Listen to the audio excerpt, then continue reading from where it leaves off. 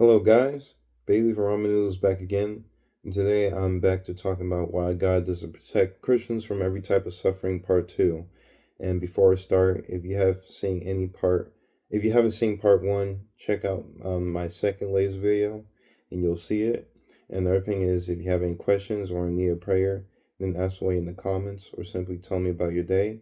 Without further ado, we can begin now. All right. So the first reason God allows pain and suffering in our lives is because it can make you a better person. A verse that supports this is Romans 5, 3 through 4. Not only that, but we rejoice in our sufferings, knowing that suffering produces endurance, and endurance produces character, and character hope, end quote. This verse explains that suffering could grow our character in many ways, which makes you into a better human being. For example, say I was a lazy slob who only stayed in my room all day, and the only time I would have gone anywhere was if I was going to the store to buy junk food or games, and nothing's like motivating me to get off my behind and achieve real productive goals. Like I'm not listening to my family's advice. I'm not going to the gym with my friends.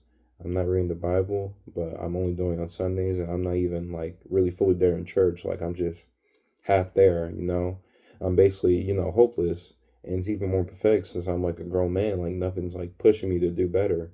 But sometimes if God sees that nothing is making you budge to live your life like He would want you to, God will allow something disastrous to happen in your life to nudge your true potential. That disaster could be something like your father or mother becoming bedridden, and that'll force you to work hard to take care of them and yourself, or like the house bills being increased, which forces you to work one or two jobs to keep up with it. Something like that can teach you the value of work and increase your tolerance of being productive. Sure, it's an uncomfortable situation, but it seems to be the only way that, it starts you to moving actively in your life. And maybe God will reverse these disasters once you become more molded to be productive, or maybe He'll keep it like that from now on for purposes, or just allow it to be worse, but ultimately it has still made you a better person physically.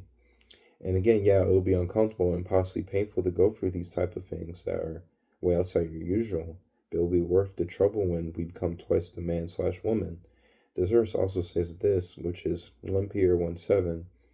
These have come so that the proven genuineness of your faith, of greater worth than gold, which perishes even through rendered by fire, may result in praise, glory, and honor when Jesus Christ is revealed.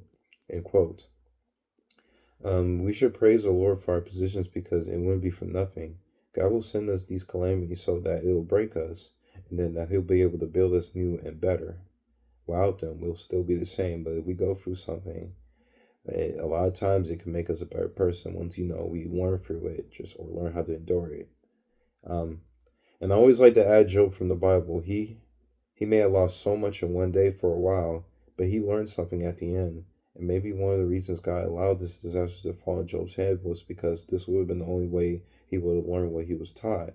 It wasn't for nothing, it wasn't for pleasure, it was for the greater good to teach Job a lesson, and to add that generations of people who read his story have gained a lesson from there too.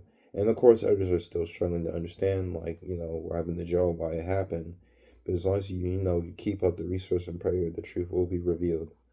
I think I might do a video on this, so you can stay tuned for that. Um, but the next reason for why God allows us to go through tribulations is because He doesn't play favorites.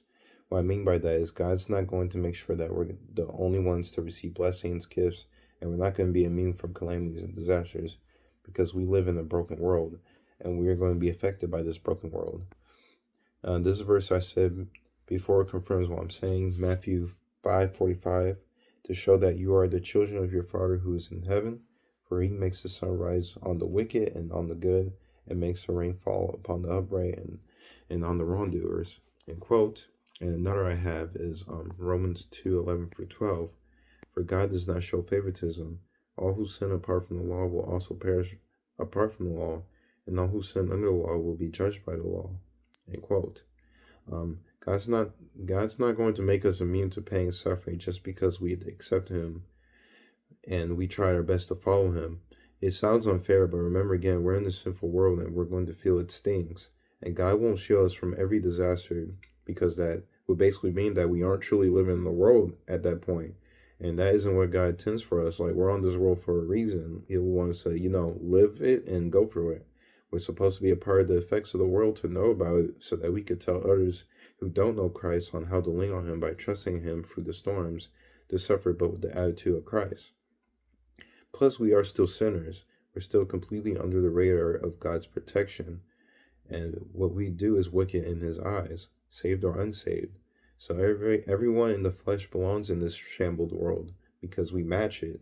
We're perfect. This world is perfect for us because we act terrible too. And another point I have is I believe people will once again want to become disciples of Christ for the wrong reason. It'll be to receive protection, to become God's favorite son/daughter, but he wants genuine love. I once again mention Job in the Bible. He was a God-fearing, just man, more just than your average good Samaritan. Yet God still allowed Satan to take nearly everything from him one day, with an added sickness as well. So that tells you that even the most, clean, sinful man will still be unimmune to physical, mental, and emotional pain. Like, he'll still feel it. And remember Jesus as well. He was literally the perfect specimen, like literally just the best of the best. Yet he still went out in the greatest pain and sadness, offering people hang him. Of course, it had a purpose behind it, but like God still let him go through it because, in a broken world. But it was all part of his plan, of course. But you know what I mean.